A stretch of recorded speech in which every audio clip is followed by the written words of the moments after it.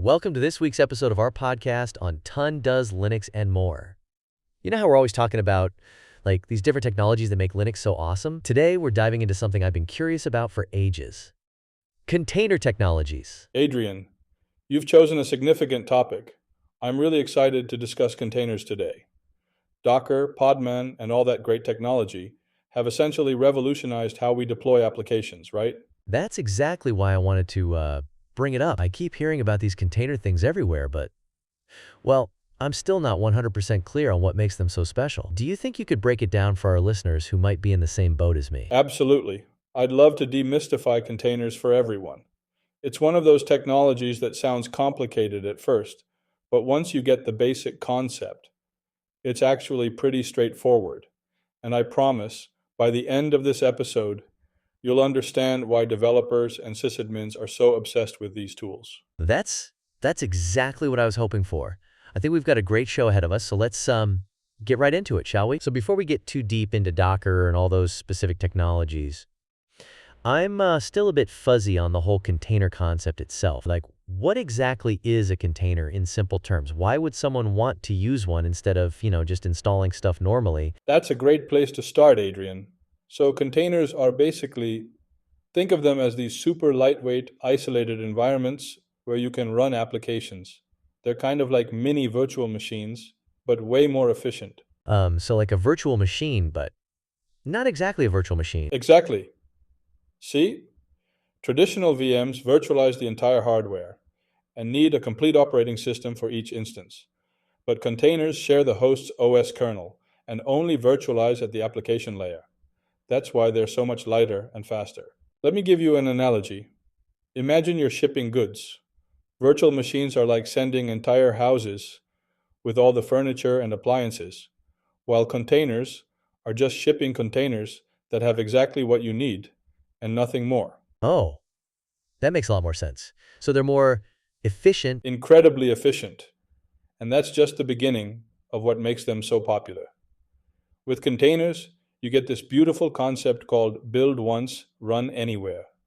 Developers package up the application with everything it needs, dependencies, libraries, configuration files, into a single container image. Then that exact same image runs identically on your laptop, in your company's data center, or in any cloud provider.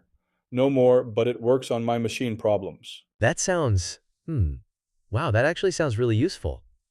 I've definitely had those moments where something works perfectly on my system but then falls apart somewhere else. Right? It's been a game changer. Another huge benefit is isolation. Each container runs in its own little world, so if one container crashes or gets compromised, it doesn't affect the others or the host system. And here's what really made containers explode in popularity in recent years: microservices architecture. Instead of building one massive application, teams split functionality into smaller, containerized services that can be developed, deployed, and scaled independently. So you're saying companies can update just one tiny part of their app without touching everything else? Precisely. Plus, containers start up in seconds instead of minutes.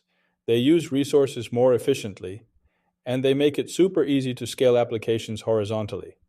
You just spin up more container instances when you need more capacity.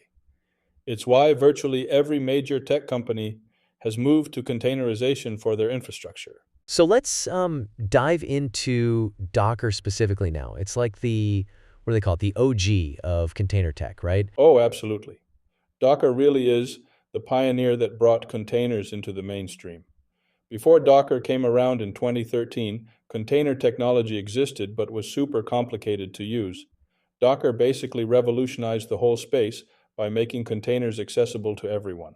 What made Docker so special compared to, what came before? So the genius of Docker was its architecture and user experience.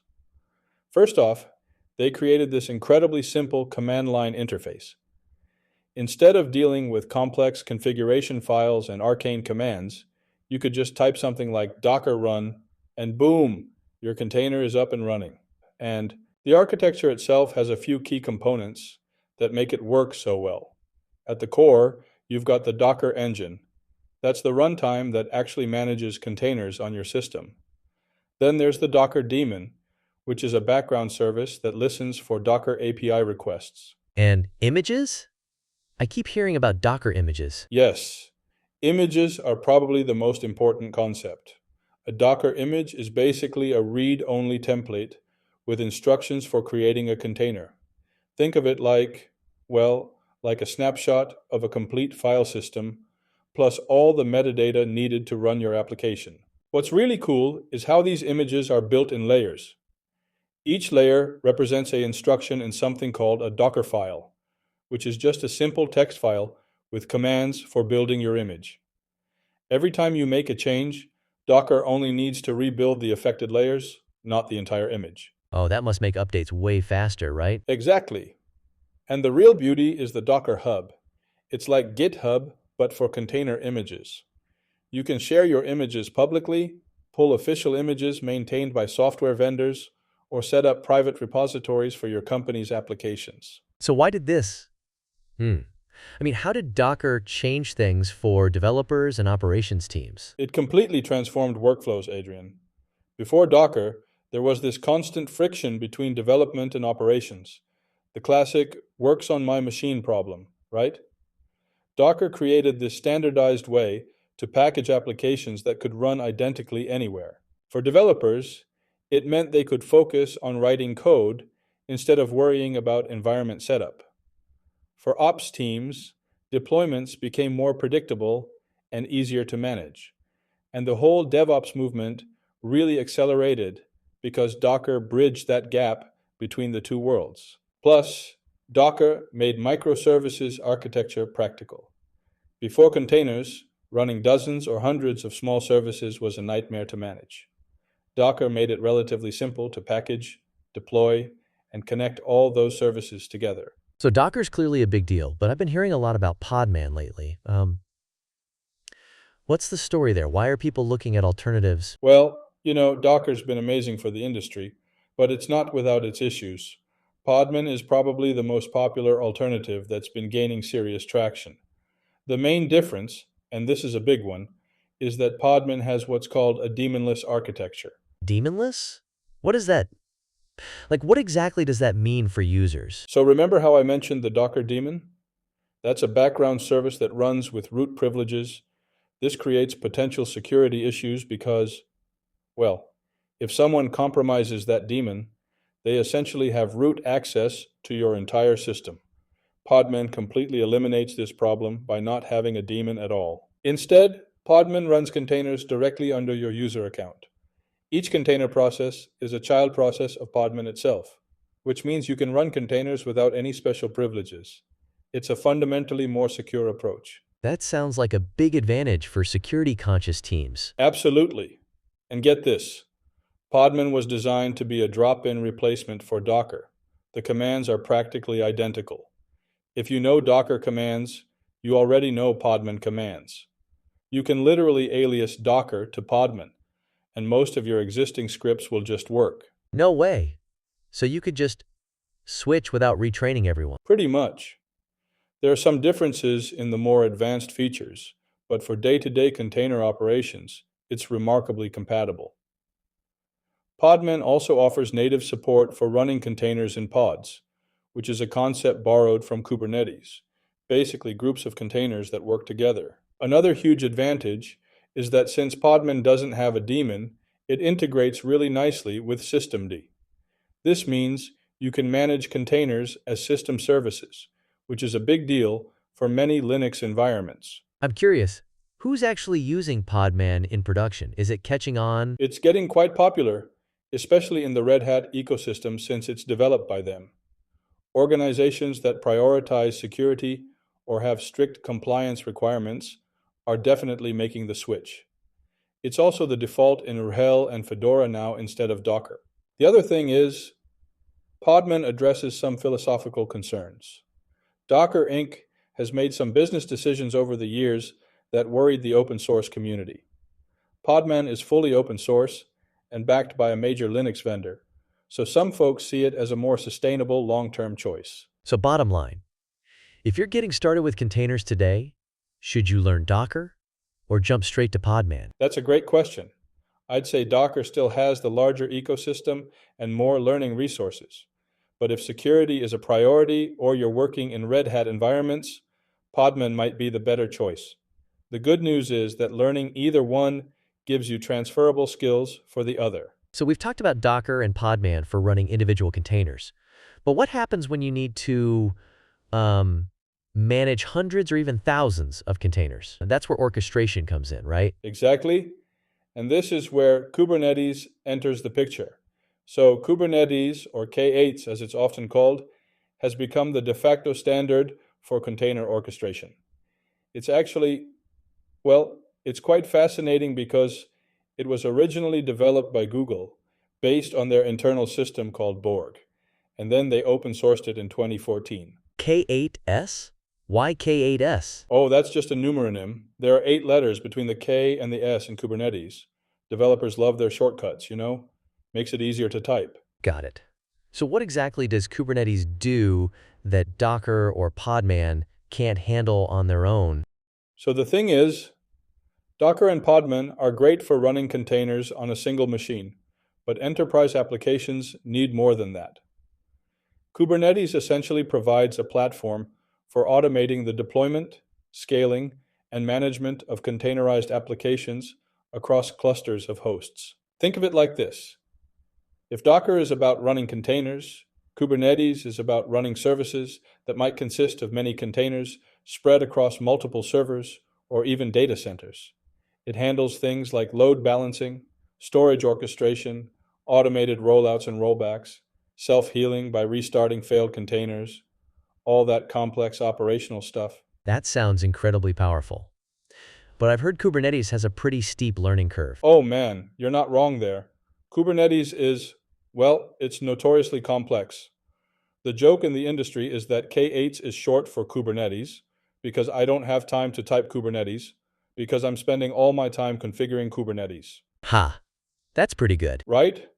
But despite the complexity, it's become essential for enterprise applications because it solves real problems. Like, let's say one of your containers crashes. Kubernetes will automatically restart it. Or if a whole node goes down, Kubernetes will reschedule those containers on other available nodes. It's constantly working to maintain the desired state that you've defined. And what's really cool is that Kubernetes works with both Docker and Podman containers. It originally only supported Docker, but now with the Container Runtime Interface, or CRI, it can work with multiple container runtimes, including Containered and CRIO, which is what Podman typically uses. So in a production environment, you'd likely have Docker or Podman creating your containers, but Kubernetes managing where and how they run? Exactly. You're catching on quick. In modern cloud-native architectures, developers might use Docker Desktop on their machines to build and test containers locally, but then deploy to a Kubernetes cluster in production. The container images are the same, but the orchestration layer handles all the operational complexity at scale. That makes sense. Do you need Kubernetes for every container deployment, though? No, definitely not. If you're just running a few containers on a single server, Kubernetes is probably overkill. It's when you need high availability, scalability, and complex deployments that Kubernetes really shines. It's about matching the tool to your actual needs. So we've covered the major players with Docker, Podman, and Kubernetes. But I know there are other container technologies out there. What about things like LXC and Container.erd? Where do they fit in? Good question. So there's actually a whole ecosystem of container technologies beyond the big names we've discussed. LXC, or Linux containers, is actually, well, it's kind of the grandfather of modern container tech. It was around before Docker and provides OS-level virtualization.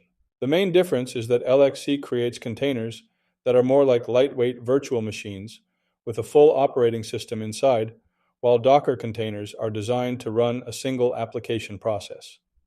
Docker actually used LXC as its runtime in the early days, before developing its own. And what about LXD? Is that related to LXC? Exactly. LXD is basically a more user-friendly interface to LXC. It's developed by Canonical, the company behind Ubuntu. Think of LXD as a container hypervisor that gives you a VM-like experience, but with the efficiency of containers. It's great for, you know, when you need something between a full VM and an application container. What about containered? I hear that mentioned a lot. So containered is super important in the ecosystem. It was actually split out from Docker itself. Docker extracted their core container runtime into containered and donated it to the Cloud Native Computing Foundation. It's now the underlying runtime that powers Docker, but it can also be used independently. Containered handles the low-level container execution and storage operations. It's more of a component that other systems build upon rather than something you typically interact with directly. Are there any other technologies worth mentioning? Oh yeah, there's CRIO, which was developed specifically as a lightweight runtime for Kubernetes. It implements the container runtime interface for Kubernetes without all the extra features of Docker. And then there's RKT, pronounced Rocket, which was CoreOS's alternative to Docker with a focus on security, but it's less actively maintained these days since Docker addressed many of the security concerns. So it sounds like there's really a container technology for every use case. Absolutely. That's what makes the Linux container ecosystem so powerful. You can choose the right tool for your specific needs. Need system containers that look like VMs? Go with LXC, LXD. Want application containers with a rich ecosystem? Docker or Podman. Need something optimized for Kubernetes? CRIO might be your best bet. The beauty is that they all build on the same core Linux kernel features, namespaces and C groups, but provide different abstractions and user experiences on top of those foundations. So, with all these container technologies we've been talking about, I'm getting a bit worried about security. I mean, are these containers actually, secure? What should people be concerned about? That's a really important question, Adrian. Security is, it's definitely one of the biggest considerations with containers. The thing is, containers share the same kernel as the host system, which means they're not as isolated as virtual machines. So if someone breaks out of a container, they potentially have access to the host. First thing to keep in mind is that you should always run containers with the least privilege possible. Like, don't run as root inside your containers unless you absolutely have to. Most container exploits leverage excessive permissions to escape the container.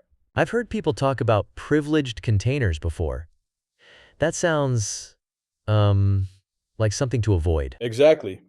Privileged containers are basically containers with nearly full access to the host system.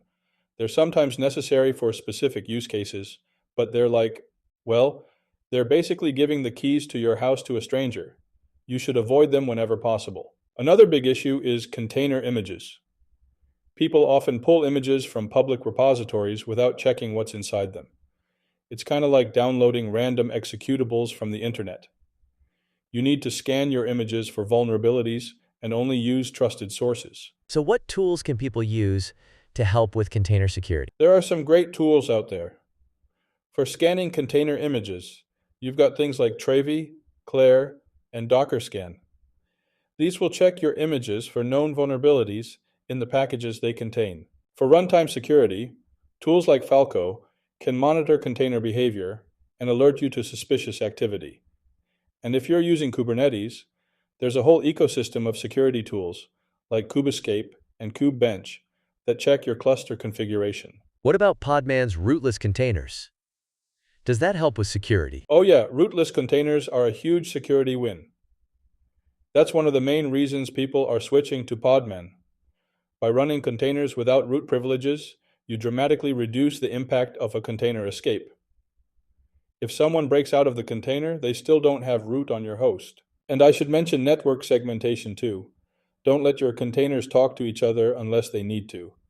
Use network policies to isolate containers, especially in production environments. Any other practical advice for our listeners? Keep your container runtimes and images updated.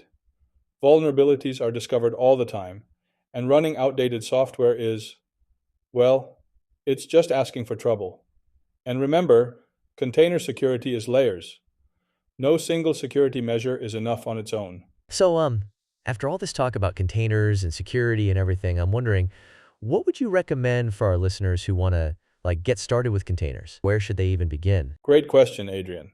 Getting started with containers can seem a bit overwhelming at first, but it's actually not that bad once you dive in. I think the easiest way to start is with Docker Desktop. It's free, works on Windows, Mac, and Linux, and it's just really intuitive. The Docker documentation is also incredibly beginner friendly. They have these interactive tutorials called Docker Playground, where you can experiment with containers right in your browser without installing anything. Perfect for dipping your toes in. That sounds super helpful. Uh, are there any specific projects you'd suggest for someone who's just starting out? Absolutely. Start simple, that's my advice. Maybe try containerizing a simple web application you're familiar with. Like if you know a bit of Python, containerize a Flask app. If you're a JavaScript person, try putting a Node.js app in a container. The key is to focus on understanding the basics first. You know, writing a simple Docker file, building an image, running a container. Once you've got that down, you can gradually add complexity like connecting to databases, setting up networks between containers, and using Docker Compose. Would you recommend any courses or books on the subject? There are some fantastic resources out there. On the free side, Katacoda has interactive scenarios for learning Docker and Kubernetes. The Docker Deep Dive book by Nigel Poulton is excellent for beginners. And if you prefer video courses, both Udemy and Pluralsight have great container content. But honestly, the best way to learn is by doing.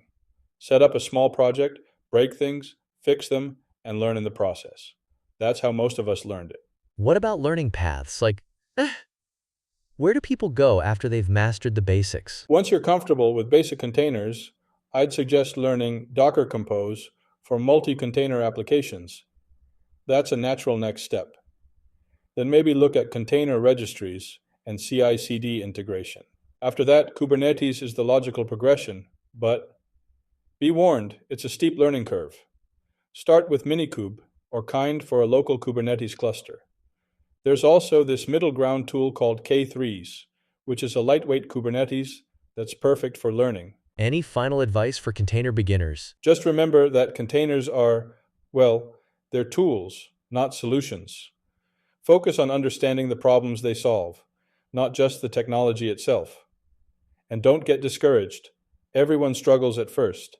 The container ecosystem is constantly evolving, so even the experts are always learning something new. So, that just about wraps up our deep dive into container technologies today.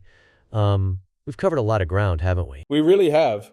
From the basics of what containers actually are, through Docker's revolutionary approach, Podman's security advantages, all the way to orchestration with Kubernetes, and, well, all those other technologies in the ecosystem. I think what really struck me is how, containers have completely changed how developers work. It's not just a tech thing, it's a whole workflow revolution, right? Absolutely.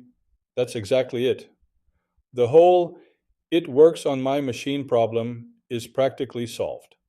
Containers give us this consistent environment from development all the way to production.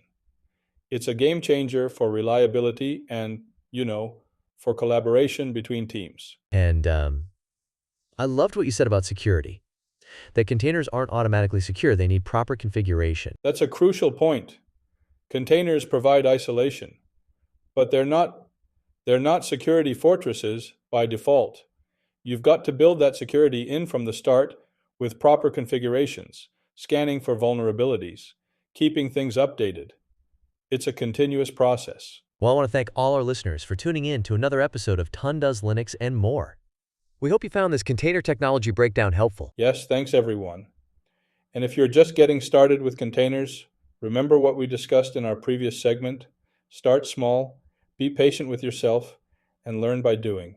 The container journey is definitely worth it. So, what's coming up next on the podcast, Ton? I'm thinking we might dive into Linux file systems next time, comparing XT4, BTRFS, ZFS, and other options.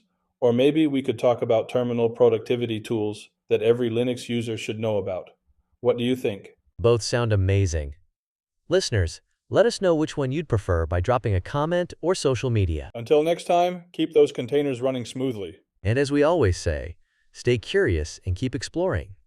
This has been Ton Does Linux and More with Adrian and Ton. See you next time.